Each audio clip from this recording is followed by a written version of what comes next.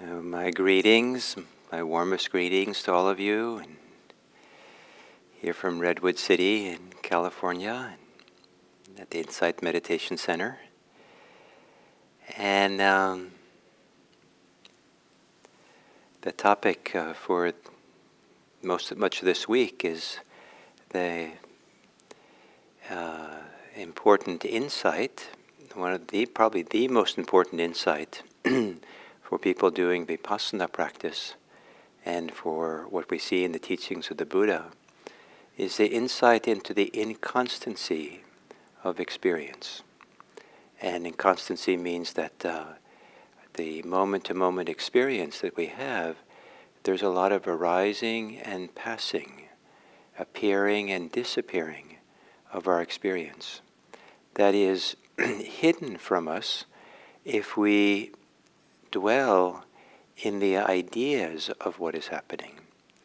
Ideas have a constancy to them. In our imagination, we have an image, perhaps, of something, and the image is not really current with how things are changing always. And this inconstancy is a repetition of just new things appearing. They disappear, or they get replaced or superseded by other things that arise. And so for this meditation today, I would like to emphasize the appearing of experience, the arising of phenomena that we are aware of, we perceive.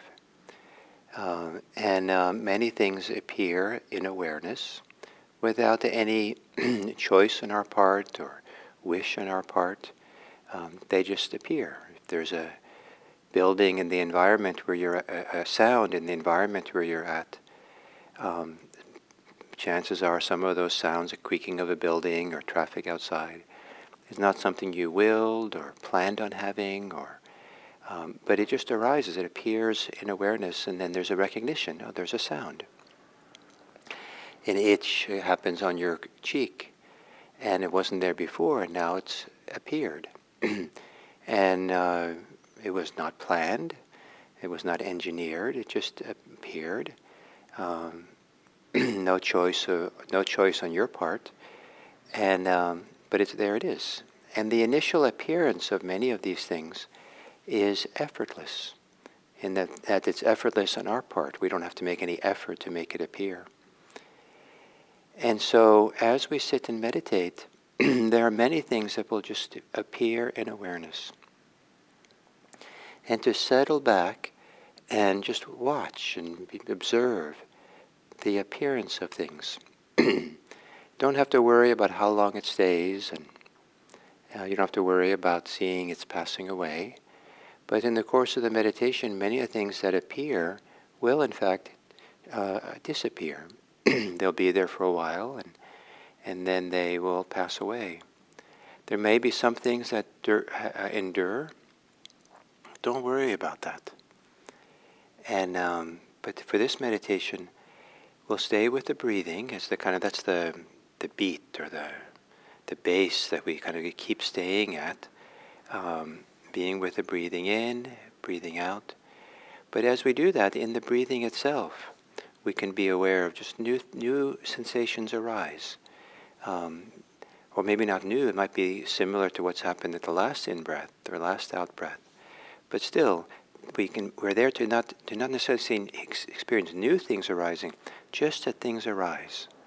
Arise. Things appear now, and there can be a cascade or a rapid sequence of many little sensations that arise on the in-breath and the out-breath. But the idea is to rest and stay with the breathing, stay close and intimate to the breathing. But then as you do so, gently in the peripheral attention, as things arise, a sound, a sensation in your body, a thought, see it as something that's arising. If your thinking is incessant, then notice how the pixels of thinking appear in the structure of your thinking, the thoughts. That if you think in words, different words appear and disappear. If you think more in images, different images changes and new things appear. Just be sensitive as much as you can to appearing appearing. And you might even gently use the label appearing, as just a reminder. Stay here. Don't strain, don't be actively looking so much as settling back and allowing, like you're giving space for things to appear, sensations, experiences to show themselves. So taking a meditation posture and gently closing your eyes and sitting here just right away. What appears? What shows up?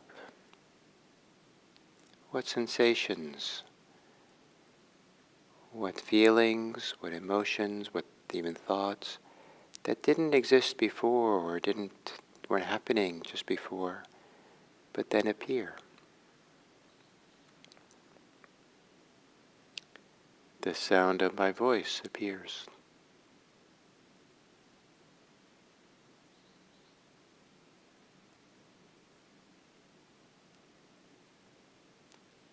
And if you drop into your body, what appears? What sensations, feelings, are there that you weren't aware of before?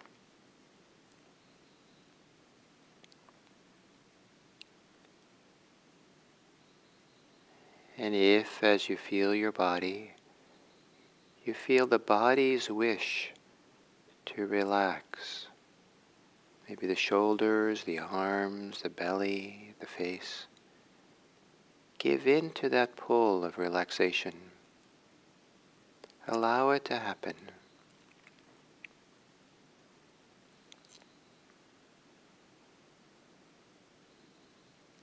And as you do, there may be new sensations arise.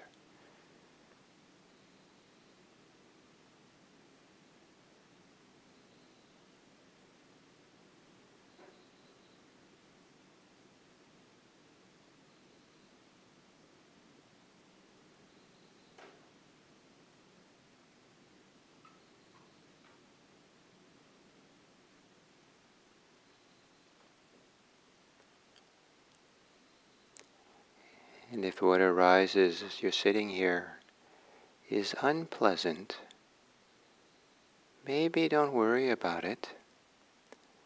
Even if it stays for a while, don't worry about it. This is a meditation about being open to the next thing that arises.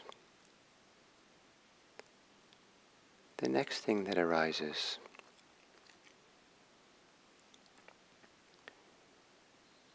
And if it's a pleasant, what arises, don't hang on to it, because you want to be available for the next arising.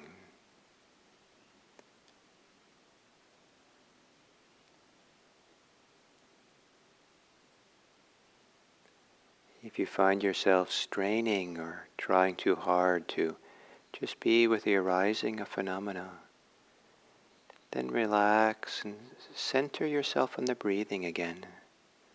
Simple breathing in and breathing out. And then at some point, gently, not trying too hard, begin noticing again the arising of experience. And it might be mostly in the breathing, or in the body around the breathing, or anywhere where arising new things come into awareness. And just know it very simply.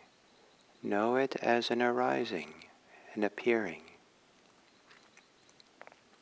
without any other need to label it or understand it.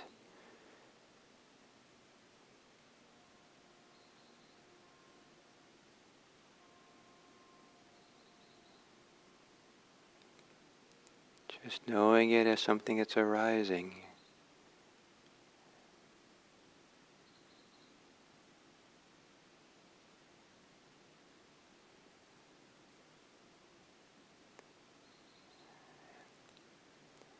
And knowing that it is good to be aware of the appearing of experience in awareness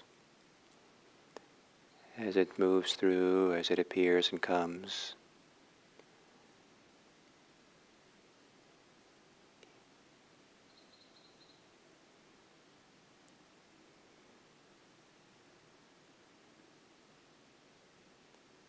In this small little sliver of time that we call the present moment,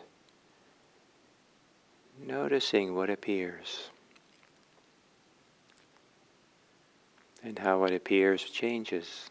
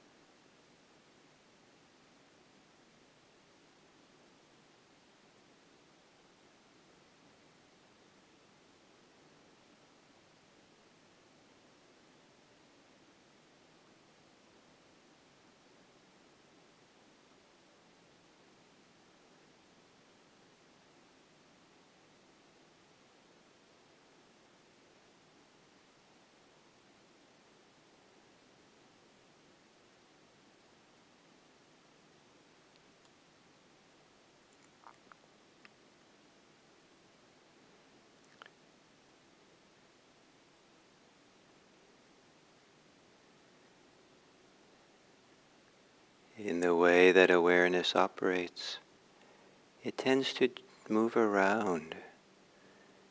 Now aware of this, now that, sometimes following the train of thought or feelings.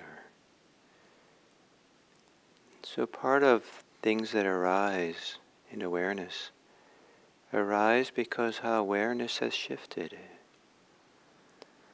or shifts.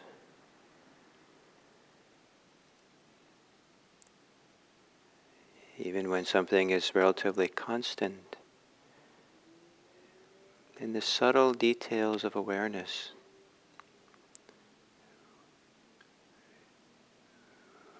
our attention goes somewhere else, and then it might return. And it's a new, and what was before arises again in awareness.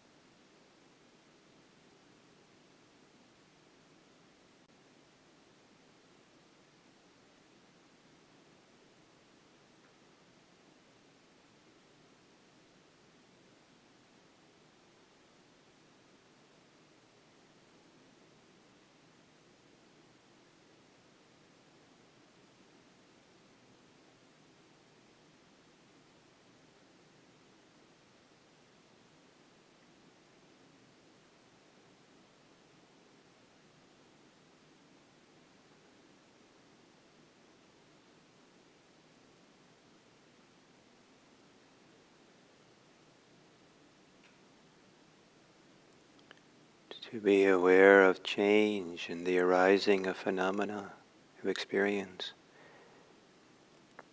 as if your mind, your awareness is wide and receptive and open, receiving whatever arises, like the surface of the lake receives the raindrops.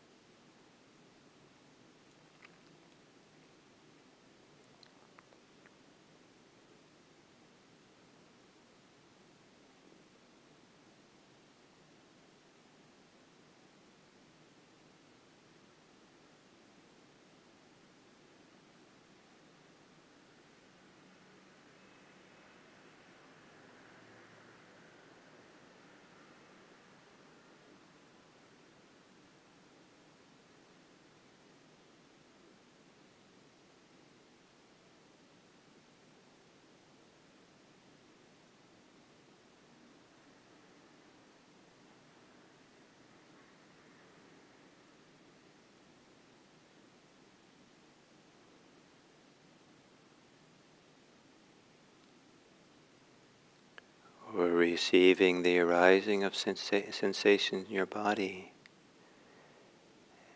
like the bubbles that appear in sparkling water.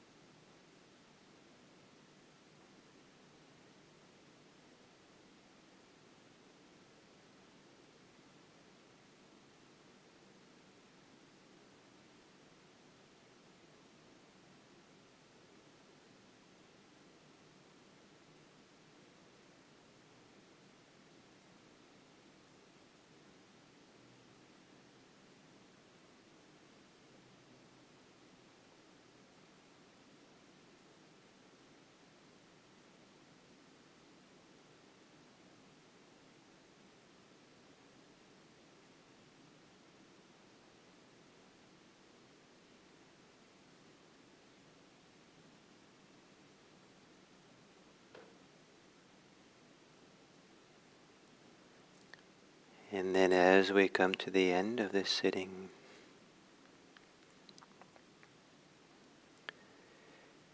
that new experiences, new things arise all the time for us. It's not so hard to understand.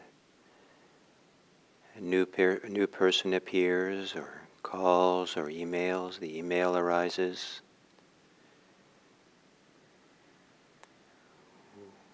Maybe we'd eaten and we're satiated and full, and then at some point hunger arises again. We rest well rested, and then sleepiness arises again.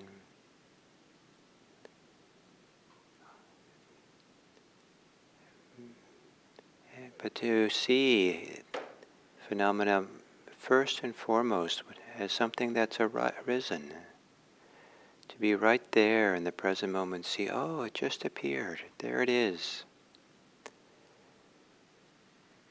And to do so in a receptive way, open way, to receive it in a liberated way, not entangled or caught in it, but with an attitude that you could bow to it. Whatever arises, you bow. Yes. And so as you go through the day, new people will somehow or other come into your awareness. Maybe you'll see them. Maybe they'll talk to you on the phone or send you an email. Maybe you can go through the day ready and open in the present to receive the next arising person in such a way that you could bow to them. Bow to them in a certain reverence or certain deep appreciation of their capacity to have emotions and thoughts and feelings, their capacity for goodness. They have a heart, a sensitive heart as well as you.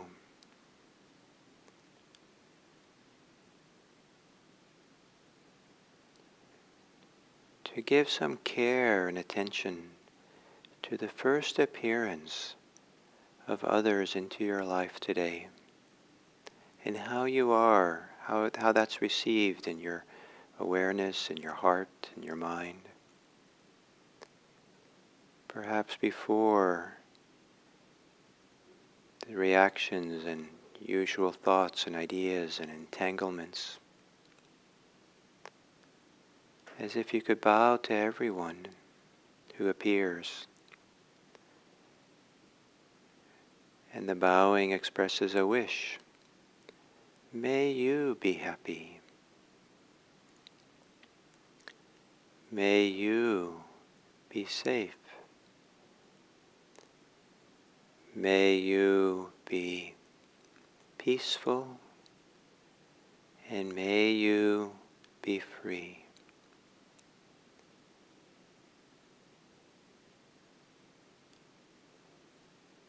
And then my receptive awareness of you, always ready to have those wishes. May it be that I contribute to it being so.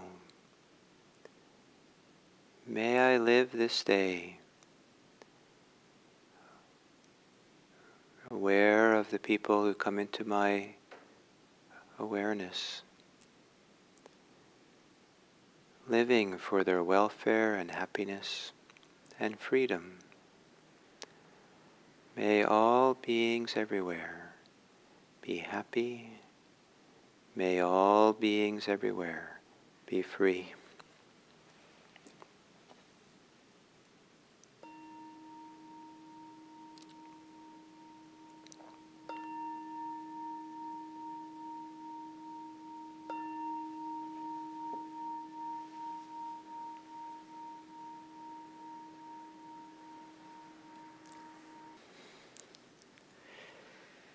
So the topic continues to be the 13th step of the mindfulness of breathing. Observing, one trains oneself, observing in constancy, I will breathe in. Observing in constancy, I will breathe out, is how the instructions are. And this observing of inconstancy, usually translated as impermanence, is really, as I said yesterday, is the core insight of insight meditation, the core insight of the Buddha's teachings in the ancient texts. And the definition of that the Buddha gave repeatedly for wisdom is the perception of arising and passing, the insight into the arising and disappearing of phenomena that is noble and penetrating and leads to the ending of suffering. So it's the experience, the perception of seeing things arise and pass that leads to liberation, to awakening. And so this inconstancy, the way that inconstancy is understood here is it's defined as over in many different words in the ancient language that are equivalent to the English arising and passing, appearing and disappearing, and things like that. And it's hard to understand, to appreciate how valuable this is to have this experience until one experiences in a very deep, settled, quiet place in meditation. That's really where this deep insight is really, it's really an insight that works, and it's very penetrating and noble, awakening, when the mind is really ready for seeing that. If in ordinary consciousness, walking around the street, someone tells you just to notice the arising and passing of phenomena, it probably won't stick, it probably won't be any sense of continuity with that, resting in it, just being open to it, because you have to take care of too many details walking on the street and figuring out what's going on. But in deep meditation, to be really at rest and really able to be centered in a receptive, open, observing way of the flow of experience in awareness. That's possible because we're not overlaying concepts and ideas on top of things.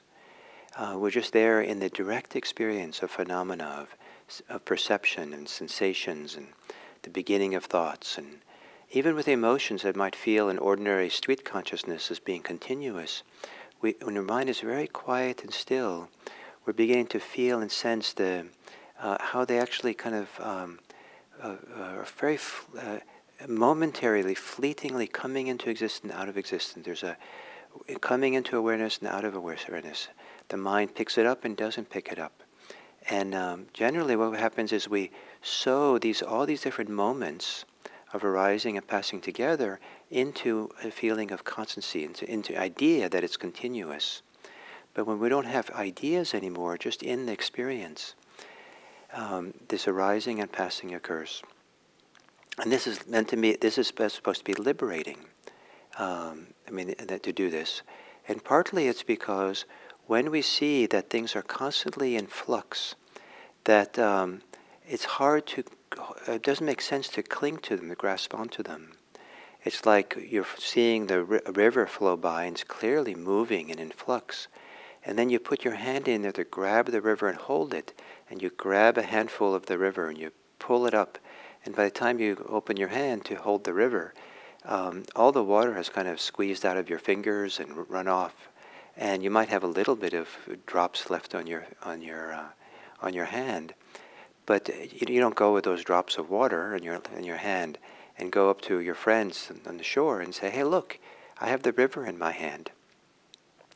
If you think you're holding the river because you have those few little drops, that's no longer the river. The river is partly defined by water that's flowing, and those drops are no longer in that flow. And so the idea of picking something out of the flow of experience and holding on to it, if we're in the flow, really centered in it, then we see we've actually left the flow. We've actually now kind of holding something, an idea of something that's just a little drop, it's just a little, maybe even, I don't know what. And it turns out that so much of what we get attached to, cling to, resist, is not actually reality, but the idea, interpretation, the concept we have of reality. And so it's hard to explain that to people in ordinary consciousness, but to really be centered and quiet and see the flow of the vibratory flow of the sparkling flow, the raindrop being on the lake, appearing and disappearing of phenomena, it becomes glaringly obvious that it doesn't make sense to cling to it. It doesn't make sense to resist to it, but rather is to open to it and just allow it to move through, and just allow it to flow and move in there. And generally, when that happens, our relationship to that experience changes dramatically. So even if it's been we have physical pain, which is very hard to be with, I know. But when we really, in the ability of being concentrated and still and feel it all as flowing sensation, the pain gets transformed into something else that doesn't really feel painful anymore. It's a flow of this arising and passing of sensations that becomes a whole different way of experiencing it.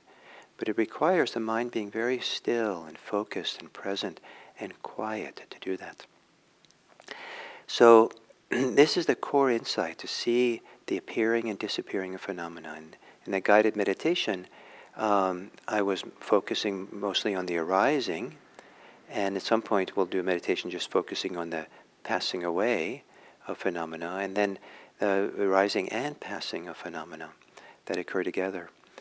But so our relationship to things begins to shift. And there's a wonderful verse, the Dhammapada,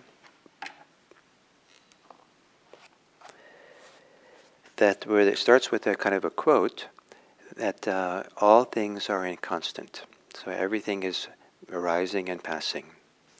So even things that are continuous and from ordinary consciousness seem like they're just unchanging. In some way or other, in the mind's way of experiencing it, it's the experience that's arising and passing. So we want to be a little bit careful we're not getting too wrapped up in the thing that we're perceiving is inconstant. It's the nature of how experience happens that's inconstant. There's a momentary kind of like pixelated nature of reality, or this flow of experience that comes and goes, that is built into the very nature of how we are aware, how we experience things. So here the Buddha says all created things are inconstant, and the word is sankhara, I'd like to suggest that what we're talking about is all created experiences, all ways in which the mind perceives and takes in and constructs our reality. Everything like that is inconstant, it's in flux and in moving. And seeing this with insight, one becomes disenchanted with suffering. One becomes disenchanted with suffering. So whoever believes that they're enchanted with suffering? Enchanted means, maybe it kind of means enamored. It means kind of caught in the spell of it. Somehow, if we hate our suffering, we're caught in its spell. We're enchanted by it in a certain way. I guess if that means in English to be under its spell. If we hate something, we're under its spell, we're caught, we're entangled. And there's something about seeing the inconstancy of experience that helps us to disentangle ourselves, to break that spell, to not be so caught in it. And so all things are inconstant. All created things are inconstant, all sankharas. Seeing this with insight, one becomes disenchanted with suffering. this is the path of purity. This is the path of purity. So it's a little bit problematic, this idea of purity, but just a few verses before, they talk about purity this way. This is the path for purifying one's vision, purifying our awareness, our vision, how we see things. So it's not necessarily becoming a completely, a saint inside, that kind of purity, but rather it's coming to a place where our capacity to be aware is purified of all the filters of thoughts, ideas, reactions, emotions that prevent us from seeing clearly. But to really see clearly, see things as they are, we want to see the inconstancy of phenomena. Then the verse goes on. All created things are suffering. Seeing this with insight, one becomes disenchanted with suffering. And here we have the second of the three characteristics. The three are inconstancy, suffering, and the third is not self. And these three characteristics are the core insights of insight meditation. It starts with the arising and passing, and in seeing the arising and passing, there's something about seeing that level of our experience, that layer of our experience, that gives birth to a clear insight into, and here this translator, which is me, translates as suffering. The word is dukkha, and for now maybe it could be more usefully translated in this context as stressful, but we'll talk more about that on Monday. And then it goes on to say, all things are not self. Seeing this with insight, one becomes disenchanted with suffering. So we'll continue this idea of the three characteristics which are so phenomenally important for insight meditation that it's worth spending some time with it. And this movement of seeing inconstancy, observing inconstancy, has an impact on the meditator. And the impact is a process of disenchantment, of breaking the spell of how we're caught or entangled or clinging or attached to things.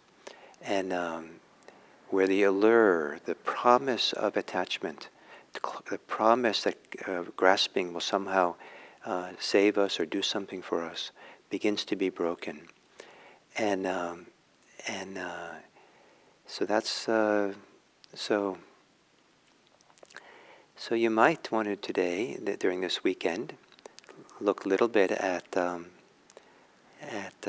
this idea of inconstancy and arising and passing of phenomena, and see if somehow that casts any perspective on how you might be enchanted with suffering or caught in its spell. So, I have a little bit of time today, so we can stop formally here, but if some of you would like to stay a little bit longer and put some questions in the chat, I'm happy to try to answer. And I might not be able to answer them in order, but if you would like to try, I'm happy to stay and for a little while.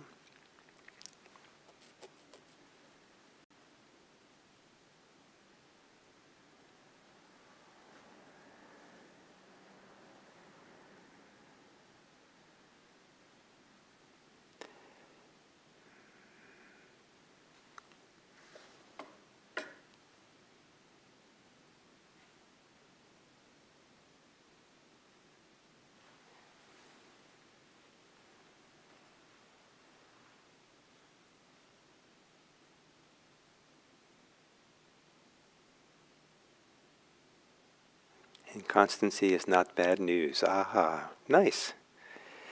So, are there transcripts of your talks?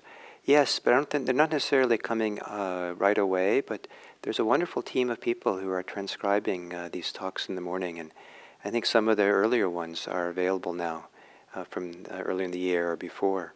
So, if you go on Audio Dharma, where the audio recording of them appear, it'll say if there's a transcription available. And they're lightly edited, luckily. So, and the person leading up that wonderful project of transcribing is Meg Galler, who often says hello here in the mornings. So thank you so much, Meg, and your team for this great work you're doing. Where does awareness go when we are caught in thinking? A lovely question. Where does it go? Where does it go? Well, it depends what we mean by awareness.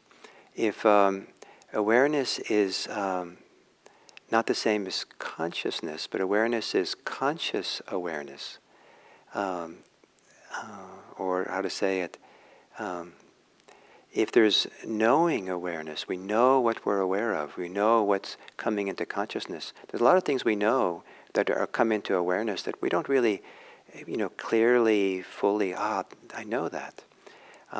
So for example, just saying all this, I was aware that I have these lights on here, and the kind of studio lights, just that I was aware of this light, and then I knew, the light is on.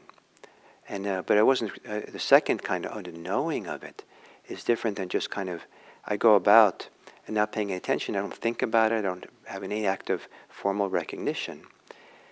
With thinking, our consciousness, our awareness, I like to think of it as it gets hijacked and held hostage by our thinking. We get so glued to our thinking that kind of self-reflective awareness that we know what's happening and what we're doing, we know that we're thinking, gets lost because it's so preoccupied, so glued to it. So that's probably an inadequate answer, but then we'll have to leave it at that.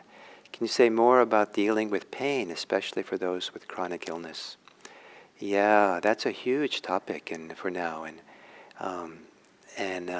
it's a very, very important one. There's a lot of people who have pain and are managing their life with pain and chronic illness, and I think one of the great benefits of mindfulness meditation in circumstances like that is to help us not add second arrows to it. When we already have tremendous difficulty in trying to figure out and working our life with this difficulty, to not add shame or self-incrimination or resentment or anger, or to not get attached to it. Should have been different. Why isn't it different? I should have, whatever it might be. The second arrows, but to learn how to be simpler and simpler, and to allow ourselves to be ill and painful in the simplest possible way, maybe even an ordinary way, as if, oh yes, I'm sick. That's what's happening. And then absolutely take care of ourselves, try to be well, and try to do what we can to heal the pain or overcome the illness. And this is not a passivity that we want to have about it. But we do what we can, and sometimes we can't do much. But the practice can help us then become very simple with it and breathe with it and not add extra tension and stress to the already stressful situation. And then as the mindfulness gets stronger and more concentrated, then it's possible to bring a careful, loving, compassionate attention deeply into the pain and the illness, to really feel the direct experience of it. And that sometimes allows there to be different kinds of shifts and beneficial shifts. And I don't want to say exactly how those beneficial shifts will look like, different for different people. And I don't want to set up the expectation that mindfulness can help make the pain go completely away or the illness go away, and that it's healing that way. But it can be healing for the heart, the mindfulness practice. So the illness and the pain might not go away, but the heart is healed. And that's the movement of liberation, and then we become whole in a certain way. Is closed captioning available for these talks? I believe they are through YouTube, but haven't tracked all this so well. I'll try to find out, but I believe there's a way, maybe down in the settings on YouTube, you can, they're that way. And So it kind of goes by quickly. So I can't do them in order. I apologize. Are thoughts the central mechanism as to how we cling to these constant phenomena? I don't know if thoughts are the mechanism for clinging, but at least in my experience, that mostly what we cling to is our thoughts, is our ideas, and it's not so obvious until you really see how this works in a deep, quiet way. So we don't really cling to physical pleasure, but it's more like we're clinging to what the pleasures, what the thoughts, the ideas, that we have about what the pleasure is doing for us.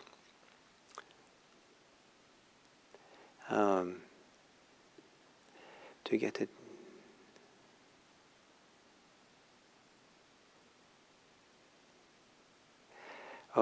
to get to the deepest levels of insight, it seems we have to let go of every to-do list in our life. How can we function in the world if we want to go into the deepest levels of insight? Great question. Yes, to get to the deepest level of freedom, you have to put aside or let go of any clinging, all clinging. And but we can still hold things without clinging. So I can be attached to this striker, and I can feel I'm attached to it. I should therefore let go of it, and I can just drop it. But another way of it's not the thing that we necessarily have to let go of. When we can let go of attachment, it's not the thing, unless it's harmful, and the striker is not harmful in itself. It's the clinging we let go of. So then we can go like this, and we can still hold it without any grasping. So in deep meditation, we want to put everything aside. And so with a to-do list, you would maybe put it on a to-do list on a piece of paper and put it up on a shelf, leave it on your table, and just put it aside. And then later you come back to it, and then look at it and hold all the things on the to-do list with this open hand and open mind, and then go through them and have the pleasure of checking them off. But don't get attached to any of it or clinging to any of it. So you're welcome to keep your to-do list. And hopefully the deep letting go and the deep wisdom of meditation helps you to look at that list and prioritize in a good way. And maybe a few of the things on the list are not necessary. A few of the things maybe represent something you're attached to. Maybe. Attached to unnecessarily.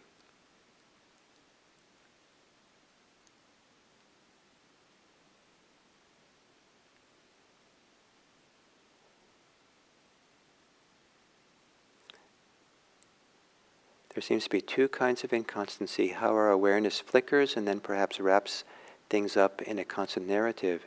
The flickering inconsistency of phenomena itself. Is that correct? Yeah, that sounds nice. But things are not random. The inconsistency of what appears and disappears is not completely random, but it arises because of preceding conditions. And so nothing arises out of nothing, but the conditions come together, and then things arise. And so in Dharma practice, we're actually putting in place the conditions so that we have more consistency, so that we have more likely that we move in a certain direction, we grow in a certain directions, certain kinds of arising tends to arise more often. So for example, if you practice a lot of loving kindness, then that sets the conditions that when we sit and we feel pain, we're ready to feel compassion, maybe, and love for ourselves and care for ourselves than we are to be angry with ourselves or angry with other people because of what's happening to us. And so there's an inconsistency, but we begin to shape that inconsistency so it tends in one direction, in a beneficial direction. So would you please say more about the Buddha never said no self, or he had a sense of self? Yes, so we'll talk about that next week when we get to not self, in this exploration of inconstancy. I have, oops, it kind of goes away. I have tetanus, I think it's tinnitus. Tinnitus, there we go. Oh, tonight, yeah, so where is it? Anyway, so... Anyway, I guess I missed the question, but tinnitus, I have tinnitus, so one of the best things for me is if no one brings up the word, because then if I'm reminded, then I start hearing the ringing in my ears.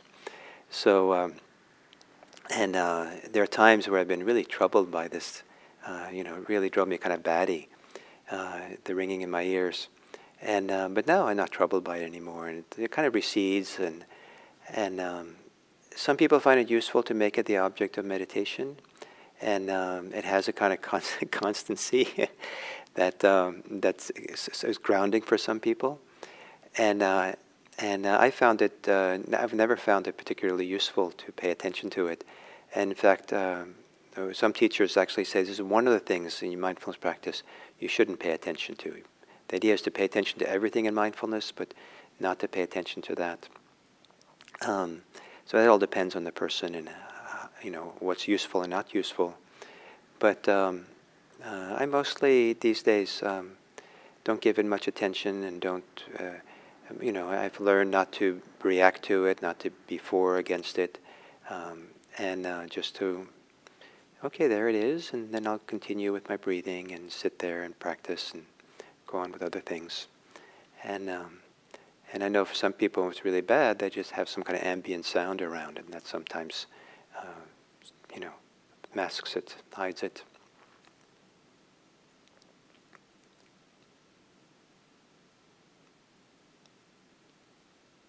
It's a challenge to hold one's tongue and only observe. Yes, this is advanced graduate school mindfulness, to be mindful of speaking. And there's so much attachment, so much force and power and desires that come into play in speaking that, but it's so beneficial to bring mindfulness to thinking.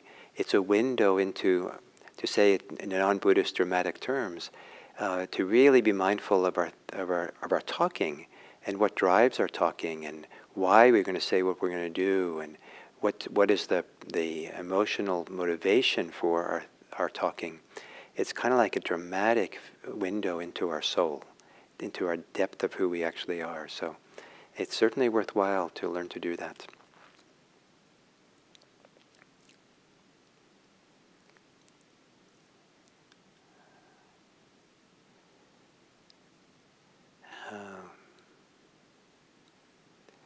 So Meg writes, closed captioning equals the oral notes on audio Dharma. So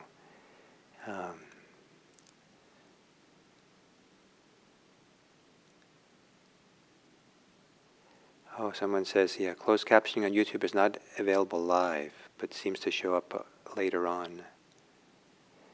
If things are inconstant and clinging to them causes us to suffer, what does that mean for choices of the heart like marriage and career?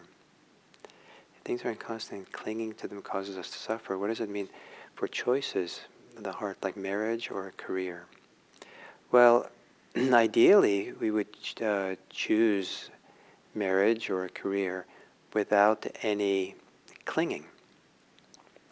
And in the flow of things there's still to make choices that the direction we want our lives and the purpose of our lives, the meaning of our lives, and what we want to really put our heart into more than anything else. We don't have to just kind of go randomly along with whatever happens. And it's a beautiful thing for some people to have a career or have a marriage that they want, to devote themselves to and be engaged in. Other people make other choices that are just as good and valuable. Now with something like marriage, and maybe with careers as well, if we wait until we have no clinging and no craving, no attachment, the Buddhist idea of attachment, craving, clinging, before we get married, then perhaps most people wouldn't get married, because there's kind of there's not a crime. It's not a crime. In Buddhism. It's not a sin or a crime to be attached and to cling. It just means we're going to suffer somewhat because of it. But one way to approach something like marriage and career, or any choice we make for our lives, is to fold it into our mindfulness practice, fold it into our careful care and attention and compassion for where is our clinging, where is our attachment. And marriage, it can be a great place to, and family and kids, a great place to discover where we're attached, where our clinging and craving are. That maybe is very deep, that we wouldn't see in ourselves unless we were in this kind of intimate, committed relationship. And then to work through it and come to the other side of it. So it can be folded in as a path of the practice, as opposed to we avoid all these things because we're clinging.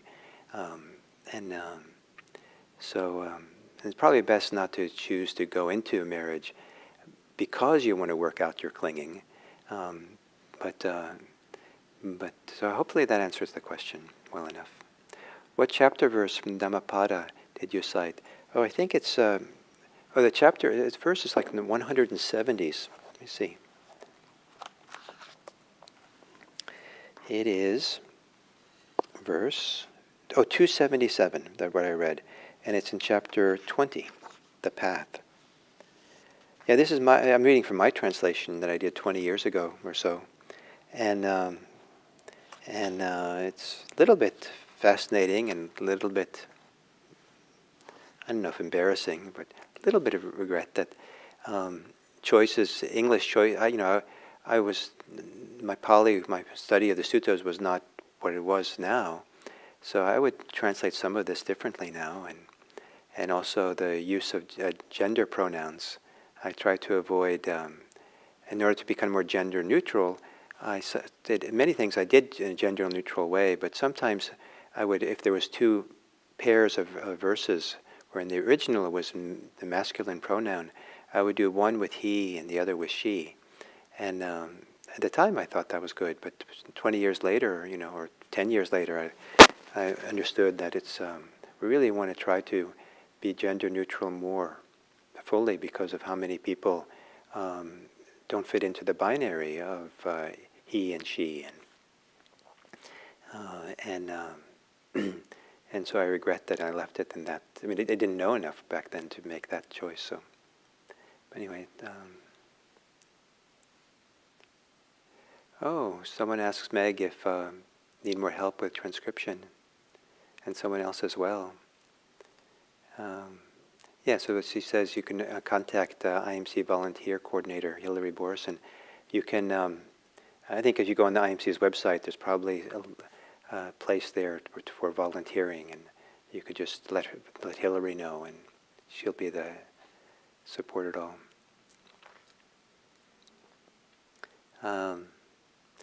Okay, maybe I'll do one more here. Are these deep insights only really possible with lengthy meditation retreats? Have you read the Harper's article about the possible dangers of this? No, it doesn't require deep insights. But for many people in our tradition at least, it's usually in meditation retreats that this really settles in and really kind of becomes digested, or we see it and are impacted in a very good way, these deep insights. And for most people. But once we have a clear sense of it and a familiarity with it, then they kind of live in a delightful and wonderful way, much more in our daily life as well. And it doesn't require deep meditation anymore to really have it be part of the landscape, these insights, and affect us. And I might have read the Harper's article. I think I'm pretty familiar with the modern discussion about the dangers of deep insight meditation. So that's, generally people who want to go into the deeper meditation experiences, it's good to work with a teacher, be close connected, so you can ask questions of how it's going. Some of it can be a little bit disorienting, but some of the real dangers that happen has a lot to do with with the attitude and way in which people practice, and the people who really strive and push and tend to can have real psychological problems because they're overriding, they're not integrated, there's not a relaxation, there's not a nice broad unification, composure or collectedness that supports. And so this anapanasati practice is really a fantastic practice because it creates a really good foundation for these insights. I think some of the people who have these end up in a little bit of psychological trouble somehow leapfrog over creating the foundation of practice. They're in a hurry. There's a gung-ho, and so they experience this the deep experiences of inconstancy before they really have the psychological support and well-being and stability to make good use of it. And so if they already have a little bit of psychological instability, it can make it more unstable. So this is a known phenomena that can happen, and so one of the things that, one of the reasons why having some connection to a teacher in meditation retreats is where that can happen. We have that connection and support if something like that happens. So thank you all very much, and then for this morning and your questions. I appreciate them, and I'm sorry if I didn't answer all the questions, and I value them all. Thank you.